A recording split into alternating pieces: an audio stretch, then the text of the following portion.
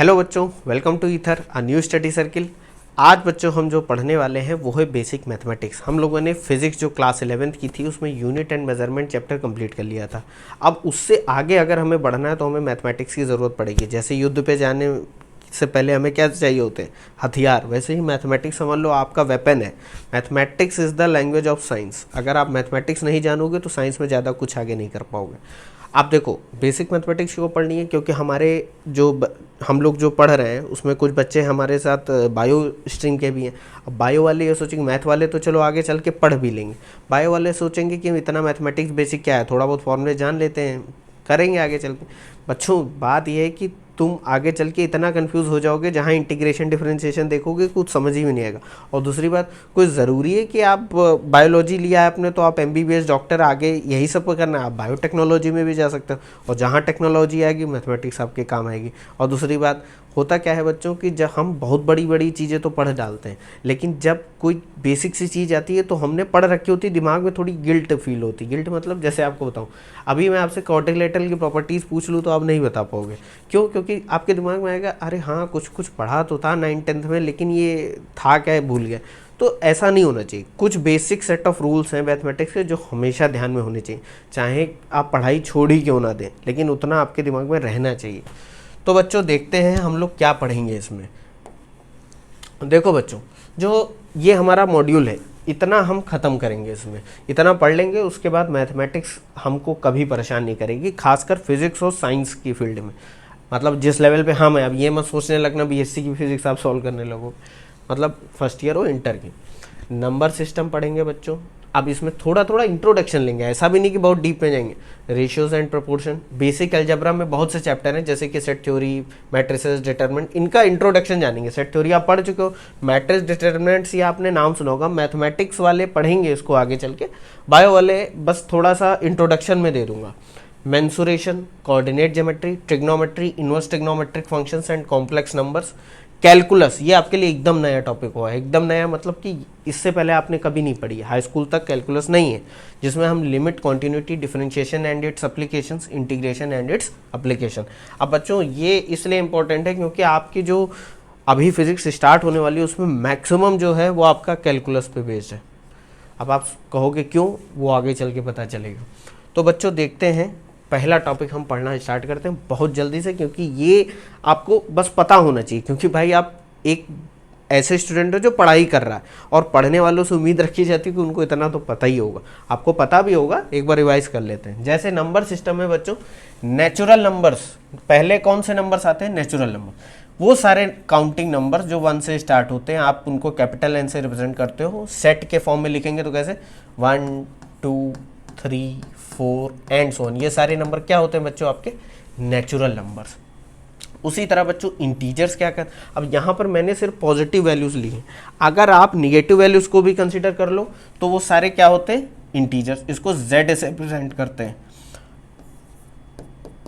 -3 -2 -1, मतलब ये चलता आ रहा है माइनस इन्फिनिटी से। दिखाने के लिए मैंने -4 -3 -2 -1 +1 +2 +3 एंड सो ऑन। मतलब कि यहाँ पर पॉजिटिव नेगेटिव दोनों पार्ट लिए जा रहे हैं। बात समझ गए आप? जीरो नहीं लिया जा रहा है, क्योंकि जब जीरो ले लेते हैं तो वो सारे नंबर किस में काउंट हो जाते हैं? होल नंबर्स में।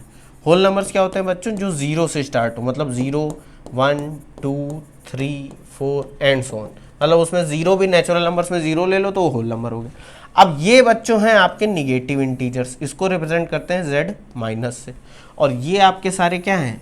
ये हैं आपके पॉजिटिव इंटीजर्स। नेगेटिव और पॉजिटिव दो तरीके के इंटीजर, पॉजिटिव इंटीजर्स और नेगेटिव इंटीजर्स। ये तो आपको पता ही होगा, नहीं पता है तो फिर से देख लो। बात समझ गए? अब बात आती है रेशनल नंबर्स बच्चों। क्या होते हैं? वो सभी नंबर, इसको रिप्रेजेंट करते हैं कैपिटल क्यू से, वो सभी नंबर जो p/q के फॉर्म में लिखे जा सकें, p/q के फॉर्म में लिखे जा सकें, जहां पर where such that p and q are integers. Integers यानी कि वो प्लस माइनस ये सारे नंबर हो सकते हैं। And also q is not equal to 0। मतलब q जीरो नहीं होना चाहिए वरना वो इनफाइनाइट हो जाएगा, डिनोमिनेटर में इनफाइनाइट। p बाई क्यू के फॉर्म में लिखे जा सकें वो सारे नंबर जो p बाई क्यू के फॉर्म में, p अपॉन क्यू के फॉर्म में लिखे जा सकें, जहाँ पर p और q आपके इंटीजर्स हैं और q आपका ज़ीरो नहीं है। इसका एग्जाम्पल बच्चों देख लेते हैं। जैसे कि आप लिखते हो नहीं 5/3, 1/2, ये सारे देखो p बाई क्यू के फॉर्म में लिखें, -3/4, 5.25। अब आप कहोगे सर ये तो p बाई क्यू के फॉर्म में नहीं लिखा है। अरे भाई पॉइंट हटाओगे नीचे 100 आ जाएगा, डिवाइड करके वो p बाई क्यू में डिवाइड हो जाएगा कि नहीं। उसी तरीके से 5.3333 एंड सो ऑन। ये देखो 333 इनफाइनाइट है, इसको भी डिवाइड करके आप p बाई क्यू के फॉर्म में ला सकते हो। ये आपने पढ़ा होगा 6th-7th में। तो ये भी एक रैशनल नंबर है जिनको आप अंत में p बाई क्यू के फॉर्म में ला सकते हो। वो सारे नंबर जो रेशनल नहीं होते उनको इर्रेशनल नंबर बोलते हैं, मतलब कि उनको आप p बाई क्यू के फॉर्म में नहीं रिप्रेजेंट कर सकते हो। इर्रेशनल नंबर का बच्चों वहाँ पर जगह नहीं है, मैं यहाँ लिखे दे रहा हूँ। इर्रेशनल नंबर का बच्चों एग्जाम्पल क्या होता है, जैसे कि √2 क्या है बच्चों, 1.4142319 ऐसे करके इनफाइनाइट सीरीज चलती रहती है। और वो एब्सर्ड सीरीज है। एब्सर्ड मतलब ऐसा भी नहीं कि उसमें नंबर रिपीट हो रहे हैं तो आप उसको डिवाइड करके p बाई क्यू के फॉर्म में ले आओ, वो कभी डिवाइड होके p बाई क्यू के फॉर्म में नहीं आ पाएगा। पाई हो गया 3.14, 13, 17 ऐसे करके इनफाइनाइट सीरीज होती है बच्चों। log2 मतलब ये सारे जो नंबर्स हैं जो एब्सर्ड टाइप के हैं जिनको p बाई क्यू के फॉर्म में आप नहीं लिख सकते, वो सारे क्या हैं, इर्रेशनल नंबर। समझ गए बच्चों, एक बार आप देख लीजिए। और हाँ बच्चों, ये सारे नोट्स आपको इस सीरीज के एंड तक, मैंने बोला था मैं वेबसाइट अपनी रिलीज करूंगा, उसमें ये सारे नोट होंगे। ईथर की वेबसाइट पे आप जाएंगे, उस पर आप यूनिट मेजरमेंट के जितने चैप्टर पढ़ चुके हैं वो बेसिक मैथमेटिक्स और आने वाले चैप्टर्स के भी नोट्स अपलोड हो जाएंगे। वो हैंड रिटन होंगे लेकिन आपको समझ में सब आएगा। तो आप चाहे तो लिखिए, अगर आप लिखते हो तो मेरा ऐसा मानना है खुद के लिखने से ज़्यादा समझ में आता है। नहीं लिखना चाहते तब भी ठीक है। आगे बढ़ते हैं। देखो बच्चों, रियल नंबर्स क्या होते हैं। अब आप कहोगे रियल नंबर का क्या मतलब, इसको बच्चों कहीं के कैपिटल R से रिप्रेजेंट करते हैं। ये सारे रैशनल, मतलब जितने रैशनल नंबर हैं एंड इर्रेशनल नंबर, उन सब को मिला लो, एक पास कर लो, तो वो सब क्या हो जाएंगे, रियल नंबर। या इसकी ज्योमेट्रिकल मीनिंग क्या होगी, वो सारे नंबर जो कि एक रियल लाइन पर रिप्रेजेंट करे जा सकेंगे। रियल लाइन मतलब एक इनफाइनाइट लाइन ड्रॉ कर दी, उस पर सारे नंबर लिख दो, 0 +1 +2 +3 and so on up to infinity, -1 -2 -3। तो ये देखो इंटीजर्स भी हो गए। और रैशनल इरेशनल से क्या मतलब है बच्चों, देखो जरा, 0 और 1 के बीच में नंबर ऑफ इनफाइनाइट डिवीजन होंगे, तो कहीं ना कहीं 1/2 यानी कि 0.5 भी इस पे लाई करेगा। और 1 और 2, √2 की वैल्यू क्या होती है बच्चों, 1.414, √2 भी 1 और 2 के बीच में लाई करेगा। तो देखो कहीं ना कहीं आप इस पे रिप्रेजेंट कर सकते हो ना, √2। पाई 3 और 4 के बीच में कहीं लाई करेगा, पाई। बात समझ में आ रही है। उसी तरीके से माइनस में भी आप सारे नंबर ले सकते हो, जैसे कि यहां पर कहीं -1/2 लाई करेगा, -3/4। तो रैशनल भी है और इर्रेशनल भी है, और सभी इस लाइन पर रिप्रेजेंट करे जा सकते हैं। ये सारे नंबर हो गए आपके रियल नंबर बच्चों। अब उसी तरीके से रियल नंबर है तो बात आती है इमेजिनरी नंबर भी तो होंगे। उस केस में बच्चों आ जाता है कॉम्प्लेक्स नंबर। जैसे एक एग्जाम्पल देखते हैं, जैसे मैं आपसे कहूँ √2 की वैल्यू क्या होगी, तो आप कह दोगे, सॉरी मैं आपसे कहूँ √4 की वैल्यू क्या होगी, तो आप कह दे तो +-2, यही तो होगी। मतलब +2 का स्क्वायर भी 4 होता है, -2 का स्क्वायर भी 4 होता है। लेकिन अगर मैं आपसे कहूँ -4 की वैल्यू, तो आप कंफ्यूज हो जाओगे, क्योंकि माइनस तो रूट के अंदर आपने अभी तक देखा ही नहीं होगा। उस केस में बच्चों मैथमेटिशियंस ने क्या करा कि हम सपोज कर लेते हैं कि ये जो रूट में -1 है, इसको एक इमेजिनरी नंबर बोल देते हैं आई, आयोटा से रिप्रेजेंट करते हैं। यहाँ पर हमने आई के फॉर्म में लिख दिया है, ठीक है, ग्रीक अल्फाबेट। तो कॉम्प्लेक्स नंबर वो सारे नंबर होते हैं जिनमें इमेजिनरी पार्ट हो, यानी कि √-1, इसको रिप्रेजेंट करते हैं बच्चों स्मॉल z से। वो सारे नंबर जो a + IB के फॉर्म में रिप्रेजेंट करे जा सकें, जहां पर a और b क्या है बच्चों, a और b है रियल नंबर। ये जो बच्चों मैंने इसे कटोरा टाइप का बना दिया, बीच में लाइन काट दी है, ये बच्चों बिलोंग टू का साइन होता है। Belongs to a, b belongs to r, यानी कि वो रियल नंबर है। यानी कि ये 1.2, 3/4 कुछ भी हो सकता है, b भी कुछ हो सकता है, जहां i √-1 है। तो अब जरा देखो a और b, यहाँ पर ये a हो गया आपका रियल पार्ट, यानी कि इसमें तो कोई इमेजिनरी चीज है नहीं, -1 टाइप की √-, ये आपका हो गया बच्चों इमेजिनरी पार्ट। रियल पार्ट यानी कोई भी कॉम्प्लेक्स नंबर दो पार्ट से मिलके बना होता है, रियल पार्ट और इमेजिनरी पार्ट। तो अगर आपसे कोई बोले कि इसको और कैसे रिप्रेजेंट कर सकते हो, तो इसमें आप ये बोलोगे real Z, RE, real Z हो गया आपका A, और इमेजिनरी जेड हो गया यानी इमेजिनरी पार्ट हो गया आपका B। बात समझ गए बच्चों? I यानी इमेजिनरी, बात समझ गया? तो ये हो गया, ज़्यादा मत जानो, इसके बारे में हम थोड़ा डिटेल में पढ़ लेंगे, इसका ज़्यादा यूज़ अभी इस लेवल की फिजिक्स में हमारे पास नहीं है।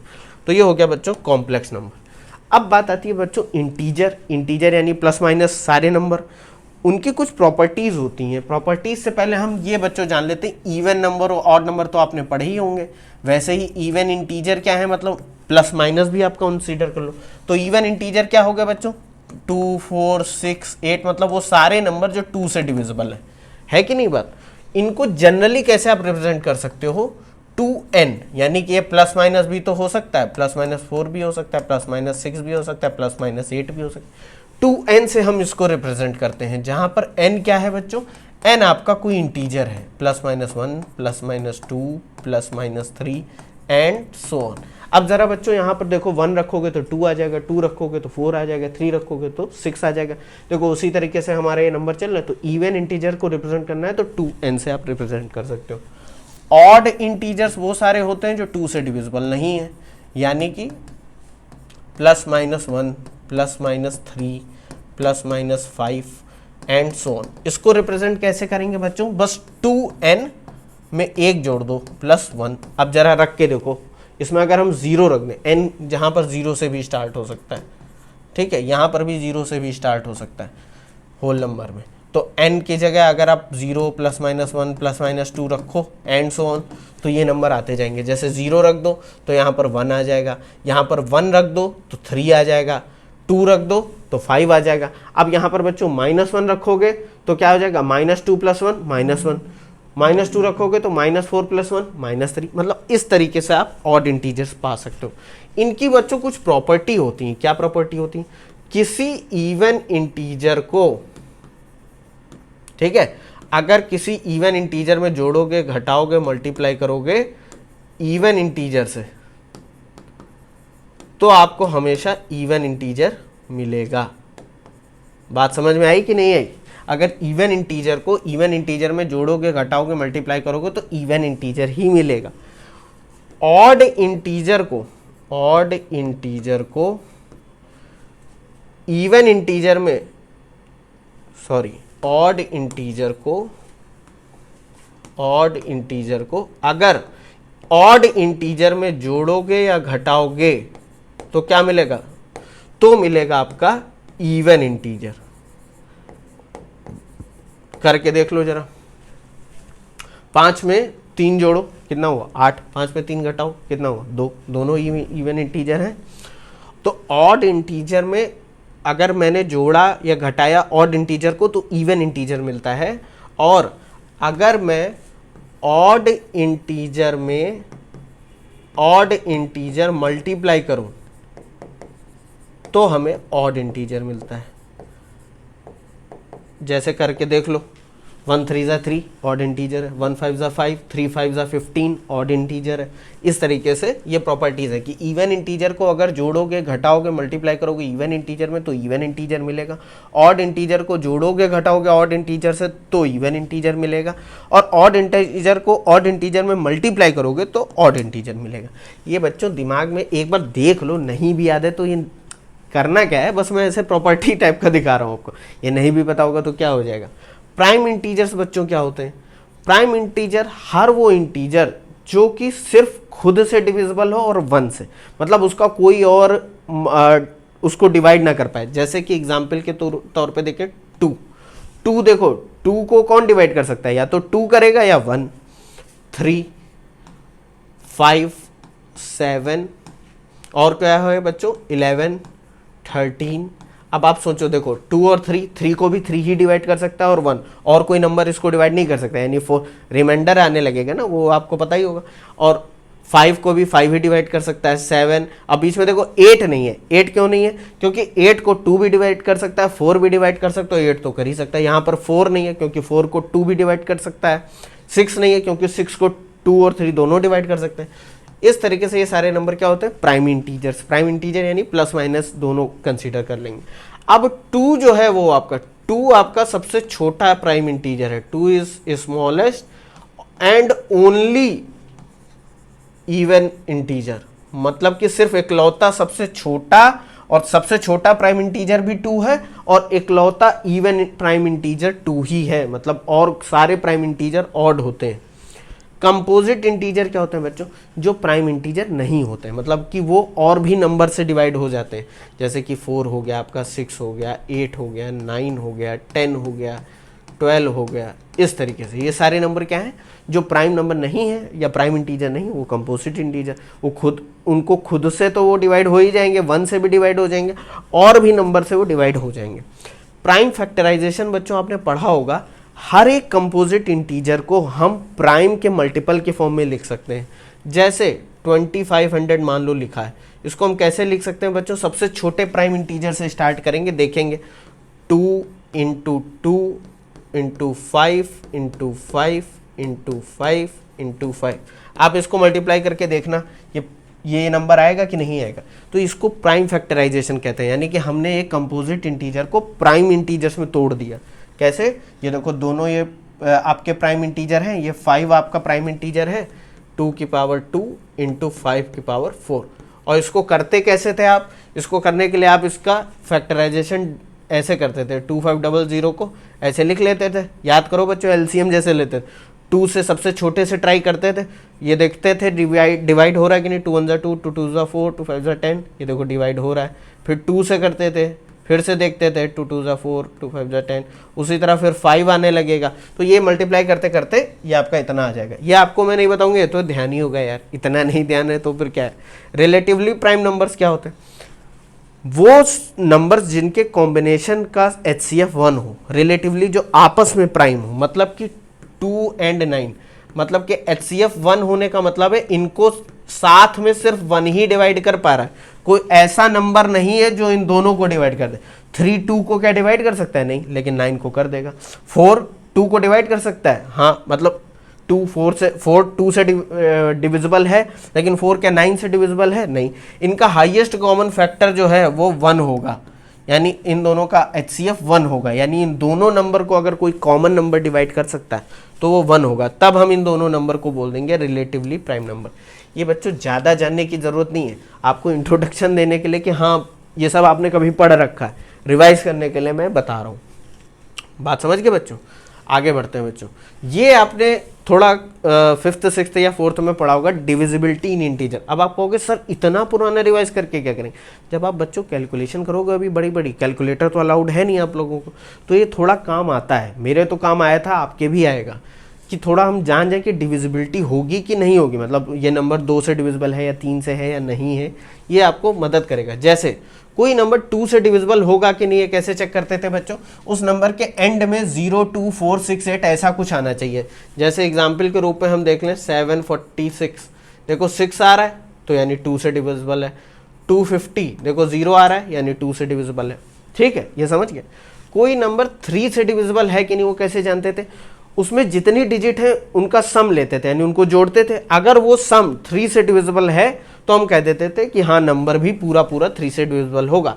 जैसे यहाँ पर देखो बच्चों 7 + 4 + 4 ये कितना आ जाएगा, 15 आ जाएगा। 15 3 से डिविजिबल है तो ये 744 भी क्या कह देंगे, 3 से डिविजिबल होगा।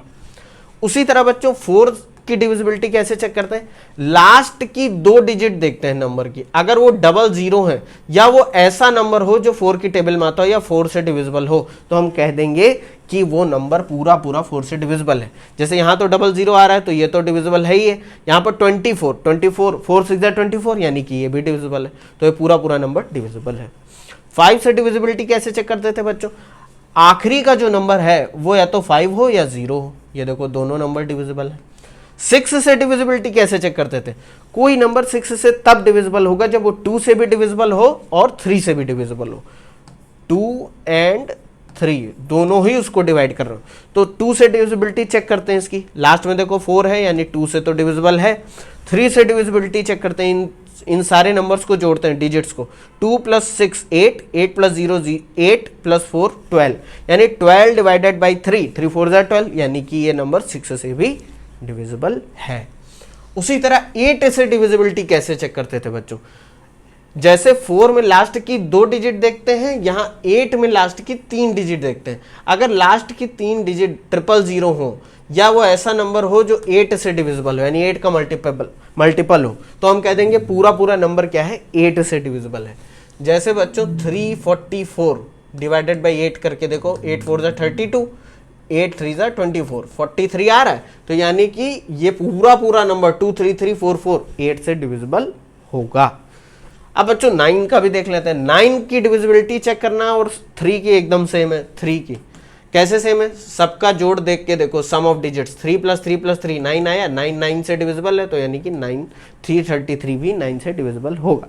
यानी सम ऑफ डिजिट्स अगर 9 से डिविजिबल है तो वो डिजिट पूरा नंबर भी 9 से डिविजिबल होगा।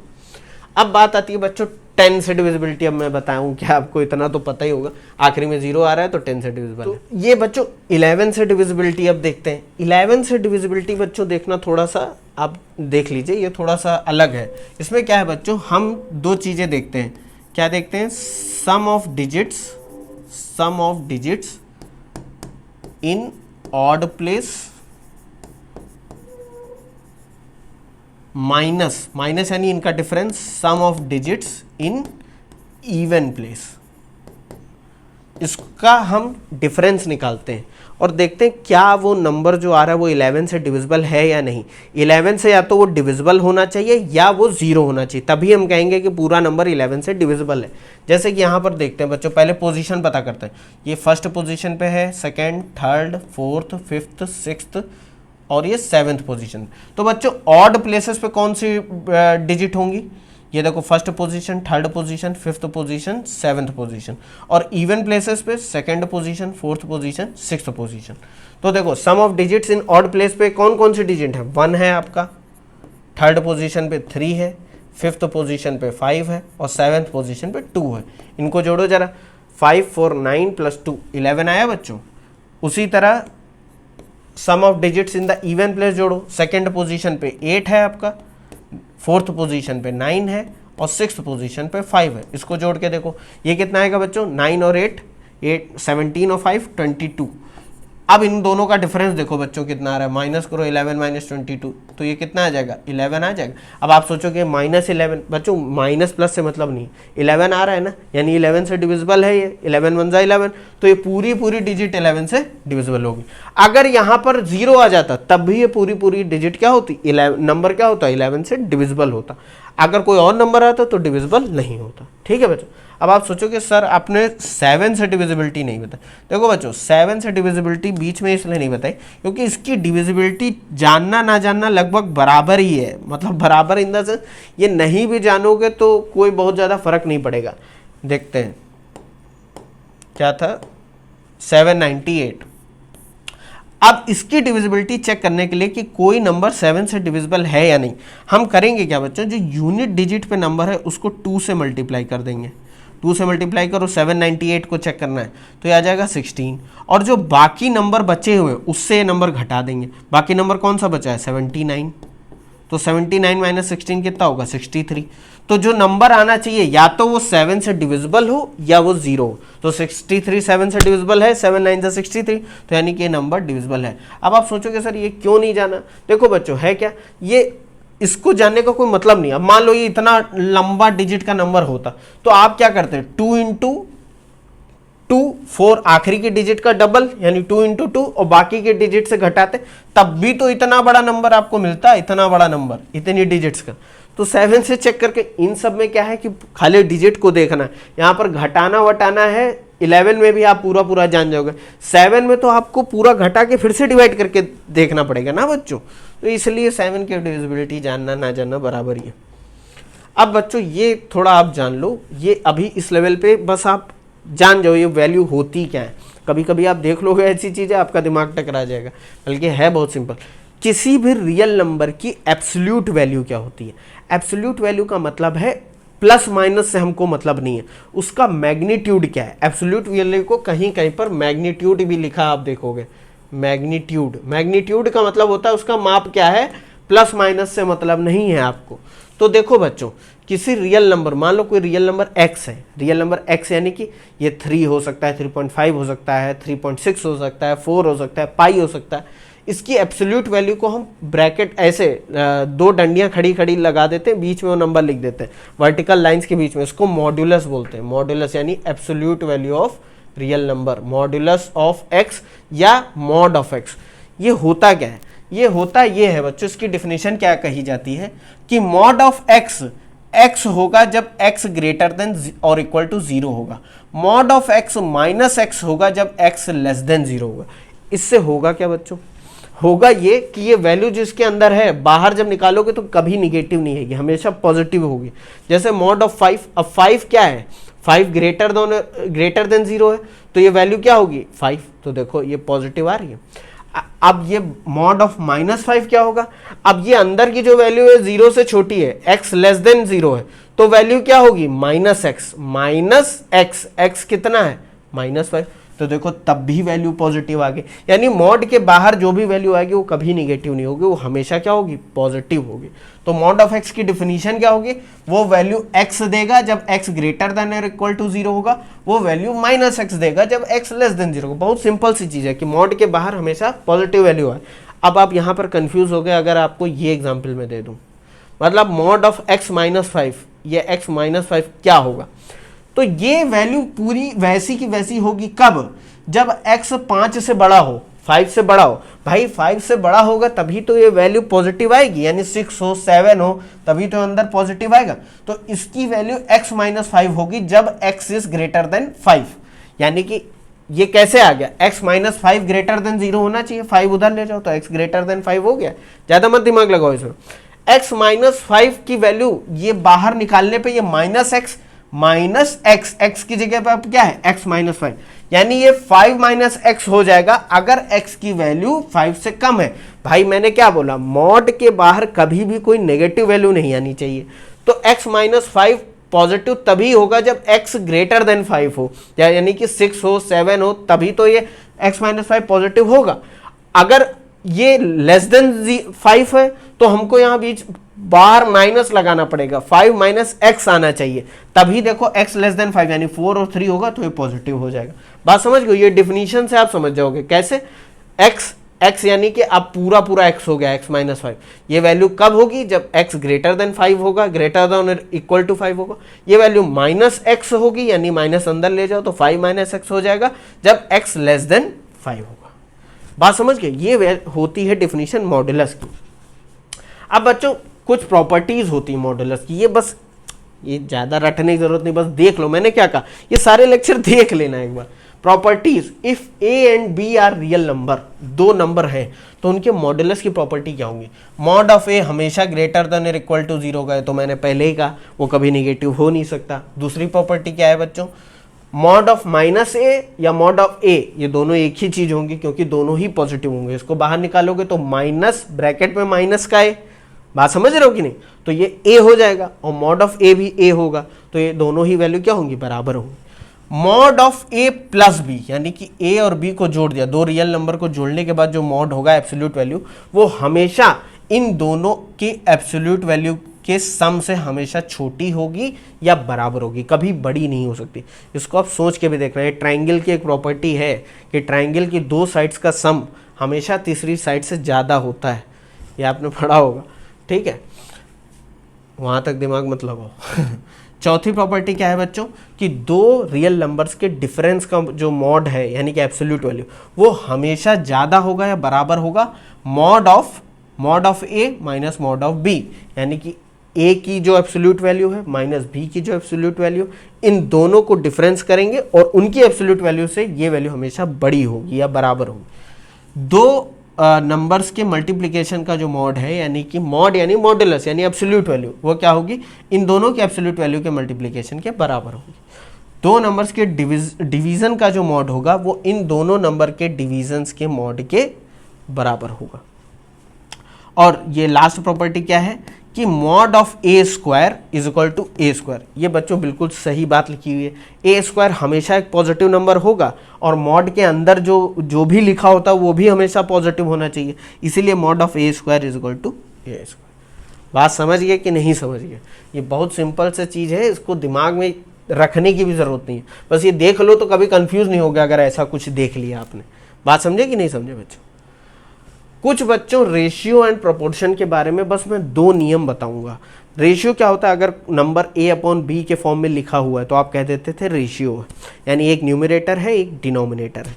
और प्रोपोर्शन क्या बोला जाता था, अगर 2 रेशियोस बराबर हो जाए तो हम क्या कहते थे, वो प्रोपोर्शन में है। जैसे 1/2 इज इक्वल टू 3/6, यानी 1 part of 2 is equal to 3 part of 6, यही तो बोलते थे बच्चों।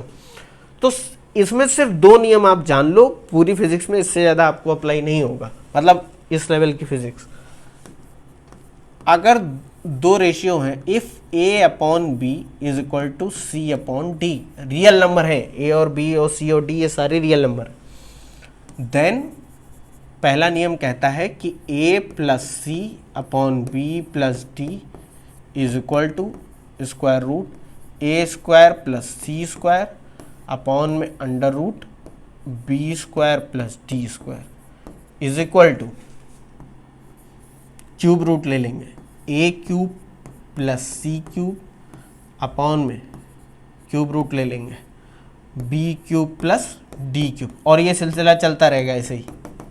मतलब कहने का मतलब है कि जितनी पावर बढ़ाओ उतनी पावर का रूट ले लो बाहर। अगर a की पावर 4 प्लस सी की पावर 4 तो बाहर 4th रूट हो जाएगा। ये जो रेशियो है वो बराबर रहेगा। और दूसरा बच्चों नियम क्या है, ये बहुत काम आएगा आपके, ये है आपका कंपोनेंडो एंड डिविडेंडो। ये एक रूल है बच्चों। क्या रूल है कि if a upon B is equal to C upon D, तो हम ये भी कर सकते हैं ऊपर वाले में नीचे वाला जोड़ो और ऊपर वाले में नीचे वाला घटाओ इज इक्वल टू ऊपर वाले में नीचे वाला जोड़ो ऊपर वाले में नीचे वाला घटाओ। ये जो रेशियो होगा, अगर a upon B C upon D के बराबर है तो a plus B upon A minus B, C plus D upon C minus D, ये भी बराबर होगा। इसका इन्वर्स भी ट्रू है, मतलब इन दोनों को पलट दो। बात समझ रहे हो ना? बात तो वही हो जाएगी ना, a minus B upon A plus B is equal to C minus D upon C plus D. ये रूल बच्चों कहलाता है कंपोनेंडो एंड डिविडेंडो। ये समझ गए बच्चों? ये आपके लिए बहुत ज़रूरी है। ये मतलब ज़रूरी इन द सेंस कुछ न्यूमेरिकल हम ऐसे लगाएंगे कुछ प्रॉब्लम जिसमें इसका यूज़ होगा। तो ये हो गया बच्चों रेशियो प्रोपोर्शन। एक चीज़ मैं आपको शायद बताना भूल गया हूँ, वो भी जान लेते हैं। नहीं, सब हो गया। ठीक है, थैंक यू बच्चों, मिलते हैं नेक्स्ट वीडियो में। हम इसके आगे की कुछ चीज़ें पढ़ेंगे। ओके।